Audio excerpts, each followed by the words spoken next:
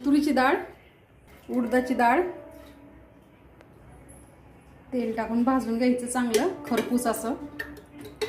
एक पट उडदाची डाळ, दुप्पट तुरीची डाळ, तिप्पट चण्याची डाळ. पण आपल्याकडे चण्याची डाळ नसल्यामुळे मी डाळ टाकणार आहे. भाजके डाळे, धने, थोडंसं जिरं, थोडी चिंच, कढीपत्ता.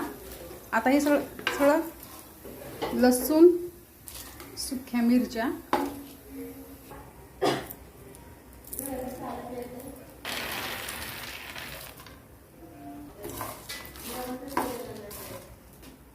हिंग,